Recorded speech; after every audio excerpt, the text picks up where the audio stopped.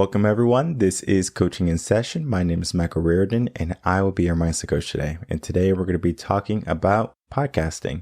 If you are familiar with Coaching in Session, we are a podcast that brings on coaches, educators, doctors, health professionals, people who are into healing, trying to make the world a better place. And we're bringing that into one podcast where you can come and you can learn. And we are forever students here in Coaching in Session. I am a forever learner. I'm a forever student. I do not know everything. And maybe I don't want to know everything too, because there is an aspect to learning and to growing. Because if I was omnipotent and I just knew everything, it's like I wouldn't want to listen to this. I wouldn't want to do that.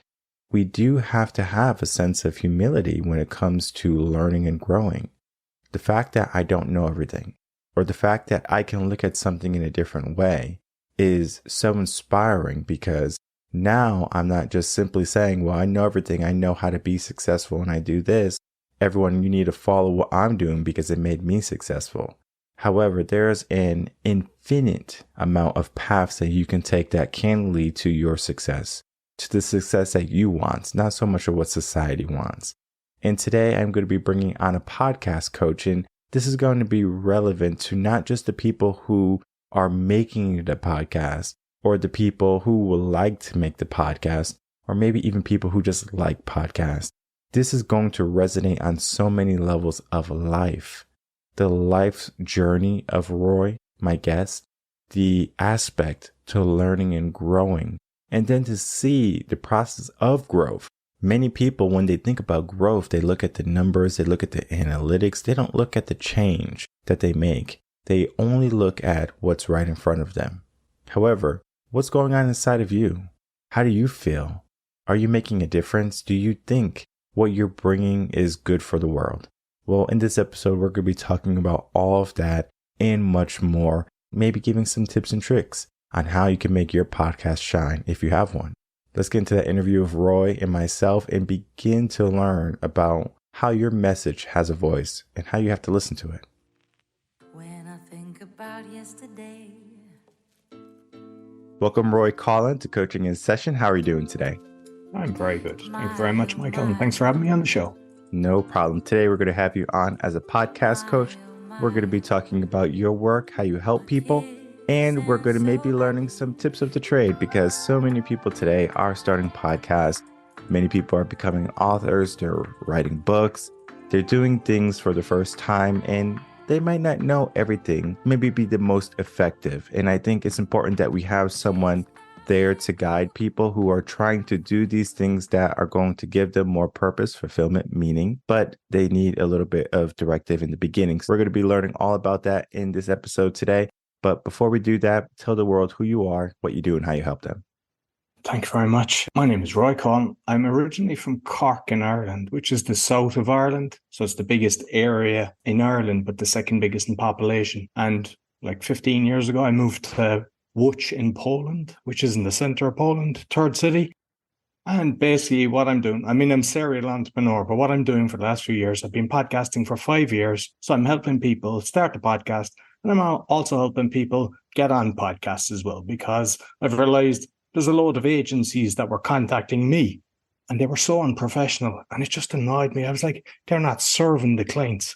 And I said, I need to do this, and I know I'm doing it better. Well, let's talk about a couple aspects to podcasting. You have a bunch of podcasts. You're not just a one type of podcast guy. How many podcasts do you have, and why did you start them?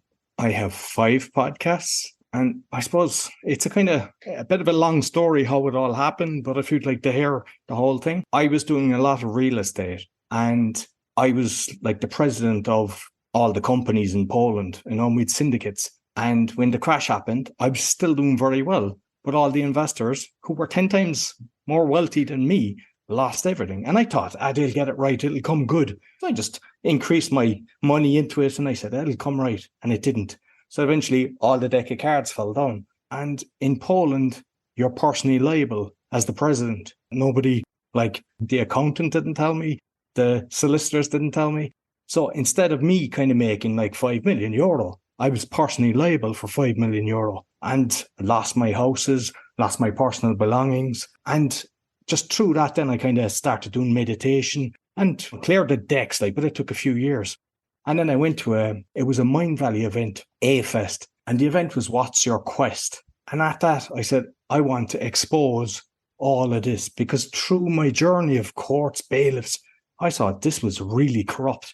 This is orchestrated. It is so bad. And a lot of people throw in the towel or get depressed. And it's like, there's no need for it. This is and when I was there as well, there was brilliant speakers and I hated public speaking. And I said, I need to, one, get over my fear of public speaking, and two, make this my quest. So I was going to write the book, which I did, but I didn't release it. I came back, I joined the Toastmasters, then I joined another Toastmasters, I formed a Toastmasters club, then I was a coach for one. I entered all competitions, done an open mic, TEDx, won comedy, won competitions, got into the final of 5 countries, overcame the fear, went to another event, and it was how to start a podcast. It was like a workshop. And I never even thought that. Used to listen to podcasts, but never kind of taught it. And I said, oh, this is a great way for me to get my message out. So the first one was the speaking podcast. Because I was in all the competitions, I knew loads of public speakers around the world. That was the first one. Getting coaches and speakers on the show, sharing their tips, tricks, how to do it, and also their journey of the fear they had. And most of them, it comes from school, which is strange. Most people get the fear from the teachers putting them down in front of their classmates. So the next one that I did then was the meditation.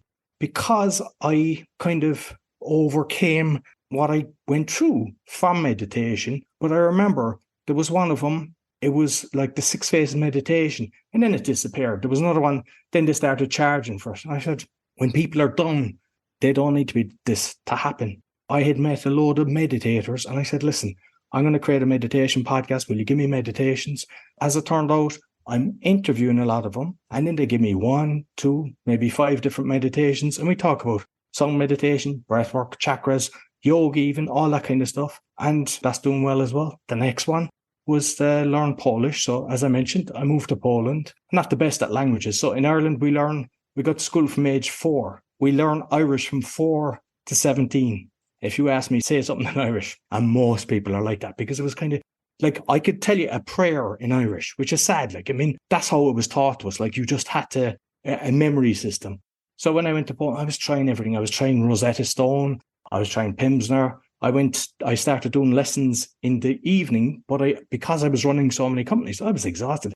I started falling asleep. So the woman started getting me to juggle tennis balls to get the brain active. Then I got more lessons a few years later. And I said, maybe I'll start learning from a podcast.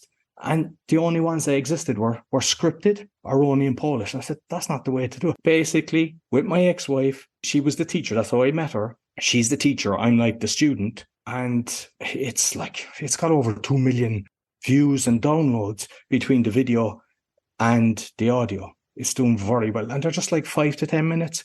But I've done it in a way that I want to learn. It's like a picture. It's like going to the restaurant, things that you can ask for, go to a mechanic, 5 to 10 minutes with pictures. I say it in Polish as well, but I also say the English. Plus we have the bit of humor in it. It's not serious, because I think a lot of times when people are learning a language, they're learning it for 1 hour, 2 hours a week in one spot. And I don't think your brain can do that. Maybe some people can do it, but I think best way is 5-10 minutes a day. And it's resonating with people because it's doing well. So the next one was back to the kind of original plan, the awakening, exposing fraud and corruption, but with solutions. And that's doing well. I've had Mickey Willis on the show. I've had Dr. Peter McCullough, a lot of famous people. And we do live shows as well. It's in the top 0.5% as well. 4 of them have got into the top 0.5%. One jumped back. I think the speaking came back to 1%. But and finally then was the crypto. I saw there's a load of fraud and corruption with that as well. But I didn't want to put it into the awakening because I said, not everyone's into blockchain technology, and I didn't want to lose my existing audience. I created the crypto, and I'm just talking about kind of good ways to invest, all the different things to be careful about, capital gains, taxes, how to file, all NFTs, and that's currently at 1.5%. You said a lot, but I do want to start to break that down because you said a lot of great things in there too, and I want to focus on the first thing, when you started to see things were wrong. And many people, when they write books, they create a podcast, they start a YouTube channel, whatever it be, it's because they see something they want to instill into the world, something they want to correct in the world. And I even started this podcast, I think during COVID or after COVID, because you had to pivot when everything shut down and there was no more clients coming in person anymore. It's like, well, what do you do? I wasn't really keen on going in front of a camera and just talking to the camera, and eventually people will come in and listen. I did some live stuff. It was weird in the beginning. I didn't mind public speaking. It was just weird to be behind a phone just talking to it, or being in an office and just talking to a camera. But you get used to it and then you get really good at it. Similar to doing Toastmasters, I did it for a little bit, and you're just like, it just becomes another day. Similar to walking, talking, whatever it be, you become more confident in it. And I want to go down two paths today: confidence to do the things that we want to bring to the world, that we see that needs correction, as you did. And then the aspect of starting something, because what you created is going to stand the test of time, right? You want to help people, you want to educate people, you want to do it in a way that is effective to their learning and their growth. How they do it is that they have to realize that if they want something in life, they have to go out and get it. Sometimes when they start a podcast, they think people are just going to come running. There has to be systems in place for people to say, you know what, I want to listen to this podcast. How can they find this podcast? With that being said, what do you think is going to be the most appropriate place to start for someone who's trying to start a podcast? I suppose, like you mentioned, kind of knowing that you want to get the message out. So that would be like your niche. It's kind of, what can I bring to the world?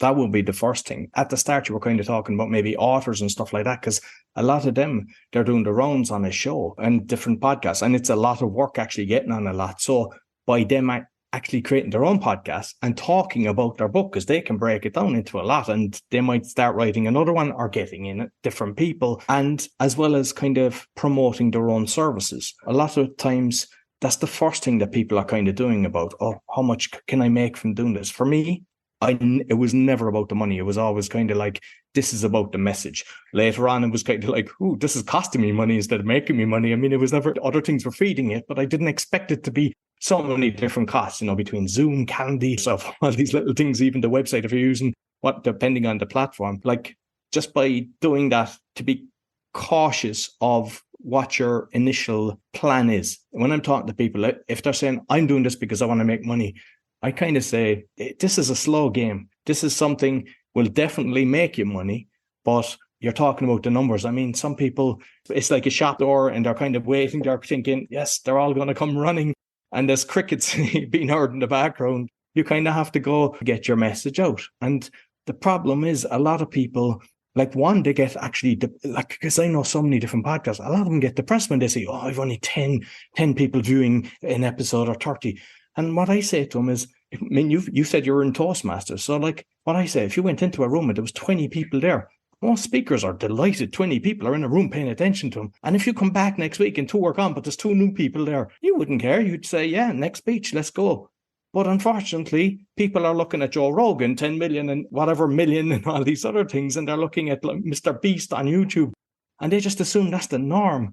They're forgetting the population. And they forget the amount of people that are trying to get their message out. And like one of the things that I've always said to myself, and I say to the people that I'm kind of working with, or just if I'm talking to other podcasters, if you were having a conversation and it changed one person's life, would you have that conversation? And I believe it lands on the person's lap when they need it. There's so many times you'll get a message from somebody just thanking you or whatever that. And that feeling is not about the number. And I'll tell you about the way the numbers work for me. I remember when I was doing the speaking podcast, I think I was about 3 weeks in. I didn't even get to the top, to 100 or something like that. And I was asking everyone in the Toastmasters meeting, did you download it? Did you subscribe? It was like 100 was a major achievement to get to 100 downloads. Then it became 1,000. And I remember when I hit 1 million, between the few of them, it was like, you would think it'd be the other way around. And now it's like, I'm probably at 100,000 combined with everything monthly. And I'm going to keep going and trying to get. But it's not about that. I'm watching it. I track everything. I have an Excel sheet where I'm putting it on all different things, Rumble, BitChute, YouTube. And I'm looking at my averages and I go, that's down. Why is that down? Oh, I forgot to share it on this group. I forgot to do this. And just maybe that episode wasn't great. By looking at these things, and the same with when the person is actually releasing their show and they're doing it, to be looking at your analytics. So, for example, I had one recently that went out, and I was like, I didn't want to really put it out because the guy didn't turn up. He came and he was like, he just no energy, and he was flaky, really flaky, to be honest with you. And I was like, and I put it out, and I actually didn't like it, and I was thinking, I don't think the people like that. And I looked in, and you could see after 5-10 minutes, it dropped down to 8%. And then I look at ones that I knew were brilliant, and you have like, it'll always drop a little bit, but it was like consistent. And like when you're watching things like that, you know what your kind of listeners are looking for as well. It's not just kind of, I mean, it's brilliant that you get to talk to different people and you're learning things and everything. There's no point in pushing out something thinking just to get them out, because some people are doing that. They're just blasting them out. They're not really watching. Like, for example, I went deep into kind of UCC, sovereignty, common law and stuff like that. And I realized, like, for me, I'm doing it because I realize how corrupt the whole system is. And by getting a guest on and going, whoa, I like this. It was something I never knew about. And just realize the power of signature and different things that you can do. But the audience, because in Australia and America, everywhere, and you see the numbers are massive on that. I get them guests back 3 times and I'm getting them back for me as well. But I let the listeners know, hey, he's coming back. If you've got some questions, I'd like to try to cover some of the questions as well for my listeners. They know that, thinking of them. And another thing is, a lot of times when people are kind of talking, like I've listened to you, some of your shows, and you're very good at doing that. You're conscious of your listeners, but not every podcaster is. So sometimes I might talk to you about something. You might know what it is, but you might ask a question because the listeners wouldn't be at your level, let's say, or just on that particular topic. And you always have to think about your listeners. It's an interesting conversation that we're having because I can resonate on so many different levels. When we start something, a business, a podcast, you have to give yourself a mindset that it's like, I don't care if it takes me 5 years. I don't care if it takes me 10 years. I'm not looking at a profit. I'm looking at making a difference. Now, the difference doesn't have to be in someone else's life immediately. It could be in your life. Typically, like let's say you start going to the gym and you want to record it on Instagram. And so you're just taking pictures on Instagram and you're recording your progress. People are going to say, well, let me look at your journey. I can't tell you how many people go to YouTube to look at personal training stories where someone is like super out of shape maybe, and then they get into shape and they look at the story. But it's so funny because they'll watch one YouTuber, they'll watch another one, and keep watching it, and they amass a huge amount of wealth of information. And then from there, they become more confident. They become more resilient because they understand it's going to take time, because they're hearing it again and again. It's going to take it's not going to be easy. Some days I wake up and it's just like, I don't even want to go to the gym. I don't want to eat healthy. I want to just do the bad things. But yet they have these people that they confide in, the people that might not even know they're watching. And the audience, as you said, is so big. You do have to make sure you don't betray your audience. And this is why you have so many podcasts, because you have to understand your message is going to reflect different to different people. So that's why even when I do my shows, I have 2 shows currently, and then it'll be 3 in 2025, where everything is becoming more specific. However, coaching in session has a very unique role. And I do sometimes play coy when it comes to the guest, because it's like I put myself in the audience shoes. What question would I ask if I didn't know? Because sometimes even my guests, it's very rare that they will ask me, because I think they read the podcast description. It's like, I want to know your mindset. I want to know what you think. The world already knows what I think, because you can go to any podcast, you can type it in on my website, go to a blog, you can find out what I think. But it's not about what I think. It's about how you're thinking.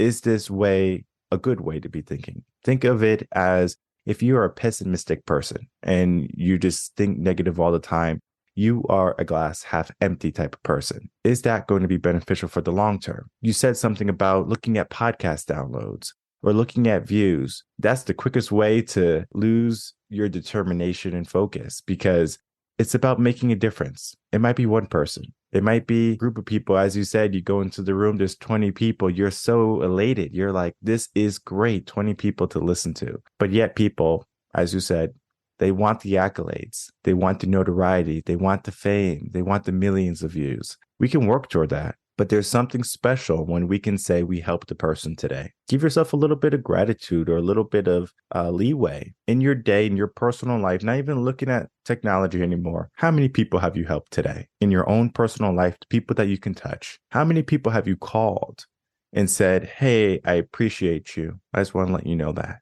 How many times have you did that? Most people go out looking for gratification and satisfaction, but they're doing it in the wrong way.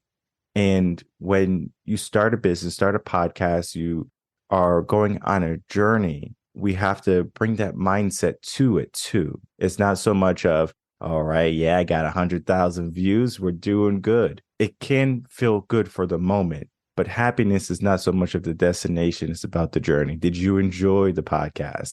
Did you enjoy creating it? Did you enjoy the guest?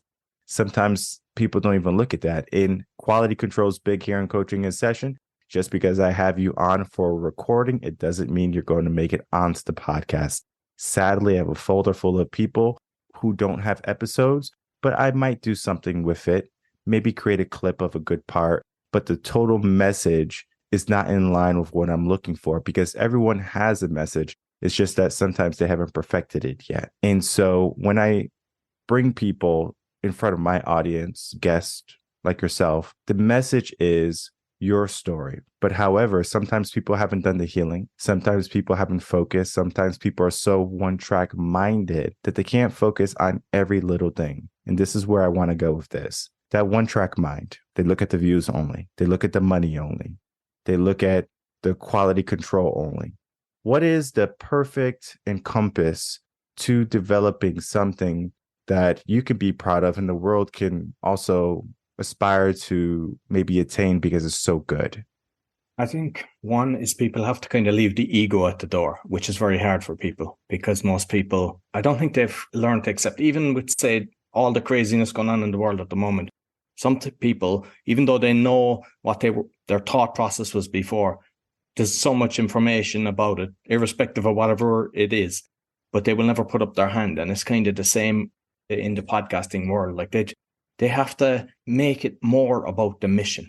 Just everything is about the mission. And like money will come, the numbers will come. And once you care, it's like people will know it and they will actually resonate with it. And they'll go, I like his style. I like the way he talks, even if I don't agree with everything. I mean, you can't expect everybody to be totally on board with what you're doing. But when you're kind of even giving your message, that's one thing I do as well. Because I mean, especially with the Awakening one, I mean, it's like controversial. People kind of, they're either on one side or the other, but I never attack any side. I'm just giving why I believe this is why. And I tell them how I do the research and why it's about asking the question and everything. And like going back to the show, like if I'm talking to people that are saying, hey, I'm thinking of doing this, what I'll say is commit to a year, because the amount of people that I know, they've done 3 shows, they've done 10 shows, and they just throw in the towel. Like you do a lot. It's great. You're going to be on your third one. I was looking at like you've 360 D1 or something like that in 2 years. Like that's impressive. There's very few doing it at that level. So you're probably doing 3 or 4 a week that you're kind of releasing. And the amount of times that I have seen people, they throw in the towel, they're doing 1 a week or 1 every 2 weeks. And they say, I don't have the time. And I know it's all about committing to what you've said you're going to do. So for example, you're not going to say, I'll just chill today. I'll watch Netflix or I'll do this, I'll do that. You're going, I have a show to get out to my listeners. I need to edit it. I need to organize the interviews, but do it for a year and then say, are you enjoying the process? Like the amount of things I have learned, even people that I've had on the show, they'd be like, hey, if you're ever in the States, come over. You can stay in my house and everything, and just keeping the connection going. And then you see the people supporting you as well. Like, because you see people that are doing it, whether they're podcasters or not, some are, but like they'd be giving you a thumbs up and just little comments on when you put out a post. And it's just kind of building that relationship. And I think that's kind of an important thing as well. Most people forget when you're building your community. I mean, I ask everybody, especially on the speaking, I've kind of changed the speaking one. It was the speaking podcast, and I was speaking with Roy Coughlan. That's the way I've changed it. But I ask everyone about the social media, like what's your kind of go-to? Because sometimes there's a new platform that you wouldn't know about, and I'd say, oh, they might tell me about it. So I tend to be kind of an early adapter for loads of these things. Hence, I get my name, LinkedIn, Facebook, it's always my name. And nobody likes it. Like everybody thinks, oh, it's great. It's like, it's a time suck. We all know it, but we think I have to be on TikTok because there's an audience there. I have to be on Instagram because there's an audience there. I have to be on LinkedIn. I have to be and it is a real time suck. And do you get so much enjoyment in life? Like, I'll ask you, like, do you get as much pleasure doing all them things as opposed to interviewing people? I get no pleasure from social media. Zero. Exactly. And if everyone is honest, it's a kind of 95%. I mean, obviously there's a few that do. But you can outsource it. But the thing is, what I say is just get systemized, but don't outsource, because what happens is a lot of people, they get somebody to do all that. But when someone is writing to you or making a comment, they're not at your level. They wouldn't even be listening to the podcast. So let alone understanding when someone is engaging or even criticizing, but it might be criticizing in a good way. They might even there's plenty of times that I got advice and I was like, I didn't even realize it. Somebody say about a show, like for example, the Polish one, somebody wrote to me and they said, your earlier episodes have disappeared. And I was like, what? And I went and checked and they were right. And it was Podbean, and it was a setting that you limit the number of shows. They had it automatically set. So then I just changed it to 999. But I think if that was written to somebody else, it would have went over their head and they would have thought nothing of it and just delete it. And most people, so what I would say is if you're going to do it, you don't have to do everything. I mean, I don't really like the Instagram. Some people are brilliant, but kind of stick to one or two and try to get very good. Like I think for me, Facebook kind of serves me well. So I do the shorts on that. And like, this is kind of for you and for all the others as well that are thinking of podcast or maybe have a podcast, is find groups related to what you're doing. So for example, my Polish podcast, I've got foreigners in Warsaw, but also Polish in New York, Polish in Chicago, Polish in the UK, all the Polish groups. It takes like 15 minutes, but no, I can get somebody that can share to that, but I check the messages. Every time I put out an episode, they can share it, that's okay, but I'm watching the messages that come in. And by engaging with the groups that resonate with what you're doing. So if you're doing fitness, the people that are interested in fitness are in fitness groups. You're not going, like most people, they just blast it out or they're putting it on their own thing. And like the latest one is people are doing at highlight or at everyone. That's okay, kind of, I think once a month. Some people are doing that every day and you're allowed to do it once a day. I think it annoys me because it's like, it's different if it's relevant. If you're in a specific group, that's really, you need the information on the thing. But most of the time it's like, it's just kind of like, look at me, look at me, look at me. And I think you're annoying people. So it's only when it's really specific, do that and just engage. Like another tip that I only found this out a couple of months ago, but when people give a thumbs up and a heart, when it's a page, so it's like your podcast page, you can go in and hit the thumbs up. You see the people that done it and you can invite them to your page. And I just got into the habit of that. So now all my Facebook pages are increasing. And, it's just like I try to, with my numbers, and I try to get 1% is my target a week. And compounded, I don't know, I'm trying to figure that one out, but I'm sure it's nearly doubling, that's when you compound it. And over the year, just by looking at that and then kind of going, that one hasn't grown, and then try to Reddit and stuff. Like, I don't really understand Reddit, so I've ordered a book now to try to understand it better. It works with the Polish one. I'm in 3 Polish groups. It engages. Then all of a sudden they're saying I'm spamming them. On, say, the crypto one, they just remove it. I don't get it, but it's a case of like studying and doing the marketing as well. Like I've read books on Facebook, I've read books on Google, just to understand marketing, and same with the titles, because it makes a difference in the name, especially if you get someone famous. I mean, mention their book in it, the way search engine optimization, that you have the name. So I have the name obviously on the title, but then about my guest and I have the name, and then what we discuss and how to contact and the name. And if we say the book, I write the name of the book. And I think all these little things, it all adds up because everybody's looking for the secret sauce. How can I get my show to be the top? And the first thing I say is make sure it's a brilliant show, because you can be a fantastic marketer. Yeah, you can do okay, but the listen score will be low and eventually it'll run its course. You might get people in, but will they stay in? Whereas if you're concentrating on quality, that's okay, because it's out there and eventually you could get a shout out. I mean, like one time there now, I had a guest on and she had a very big blog and she said, is it okay if I share your meditation podcast on my blog? Sure. And I got a massive jump. You just don't know. Don't give up. Just keep chugging along and enjoying the process. Perfect. And that is so true when it comes to social media, learning about your audience, maybe defining your niche, and then going into it. Our conversation has been one for many people to look at, to listen to again, and start to hear those tips and tricks that we have said that, looking at your story, your journey also, where it's just like he grew something, he made something. And many people, they want to grow something, they want to make something, but they don't know everything to do, or they don't see their blind spots. So they're looking at the views, they're looking at, all right, I'm just going to post it everywhere and people are going to click it. Sometimes engagement has to be there. Sometimes a little bit of sincerity has to be there. We have to understand that there's so much content and we have to make sure our content is relevant and to the people that we're trying to reach. And the work that you do as a podcast coach is helping people realize that, because anyone can make a podcast. Many people are not going to be consistent, but anyone can make a podcast. And you help people not only bring their show to life, but learn how to manage their show in the sense of, if you want to do this, do it for a year. Be consistent. Okay. What's going to work best for you? And that is going to be big for many new podcasters, people who are trying to get into this space. And I loved our conversation because it is one of truth. It is one of journey. And for anyone who's looking to elevate their podcast game, elevate their goals for this year, reach out to Roy, because you're going to be learning so much from his journey, learning more about what they need to do to start the podcast and to keep it going, but then to not just look at the superficial things that society says you need. As we begin to wrap up, Roy, can you please tell the audience where they can find you and then maybe give us a final word?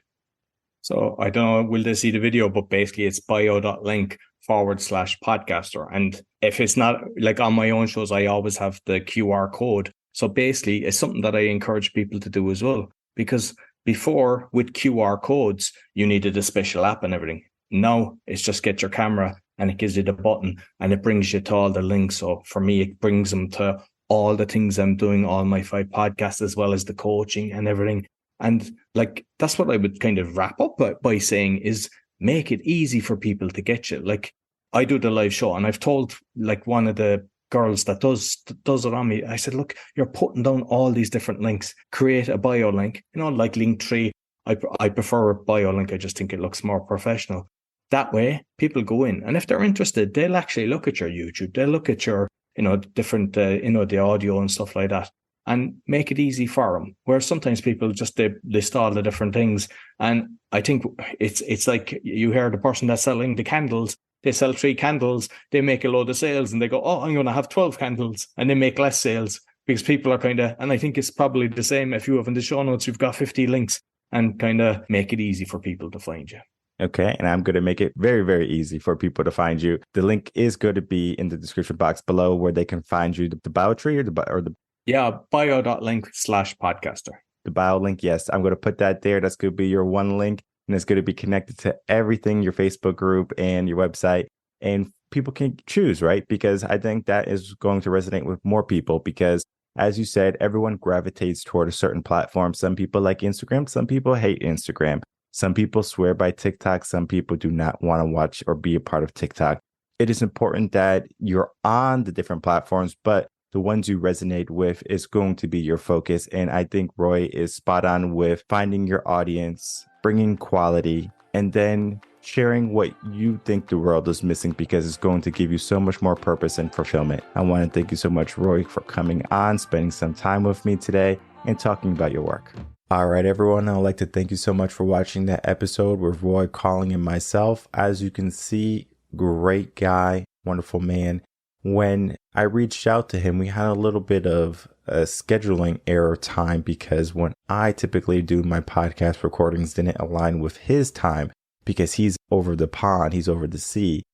It was difficult sometimes to do things in other time zones with other people, but I'm so glad that him and I were able to connect because he brings a great message. He has a great story of how he grew his podcast and how he helps people grow their podcast. Because there's going to be different aspects to what makes you successful, what doesn't make you successful. I was talking to Justin Waller on Twitter. I reached out to him. I just had a couple of questions about how he started his business. And he was saying that in coaching, this is more of coaching now, but you can use this in any aspect. He was in the steel industry. And so I just asked questions about coaching. And he goes, I know a couple of coaches. And he basically says, you have to find the cheat code. Now, the cheat code is not so much of, all right, I'm just going to do something malicious or I'm going to do something underhanded and dirty. And then people are going to gravitate toward that. This is not that. The cheat code is learning a system. What is your system? If your system is not bringing in what you're looking for, maybe some type of revenue, maybe an audience. And again, we're not looking at just the numbers and looking at the money quite yet.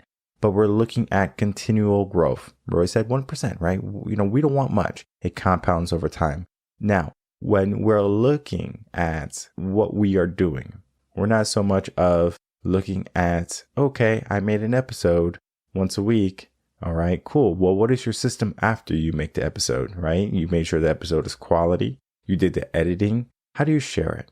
This is where a system comes into play. Well, I share it on my social medias. Great. Roy even gives a little bit of secrets. Hey, find a group. That is big. When it comes to growing something, you need to find the people who resonate with what you're trying to bring. Not everyone's going to resonate with what you bring. And people might ask, well, why do you have a politically correct podcast? And this is the reason. Because I can't be as raunchy as I am in Mindset OD. For anyone who wants to listen to a podcast that's going to be more focused on looking at your mindset, the dark side, that's not maybe so much all the positive things. And we're more looking at you not showing up in your weaknesses and bad mindsets. It's important to find people that you gravitate toward. Now, not just simply like individuals, growth-minded individuals, because you can easily find people who like what you like, but are they willing to grow like you're willing to grow? So you might be able to find a group. Toastmasters is a great example of people who are trying to become better at public speaking.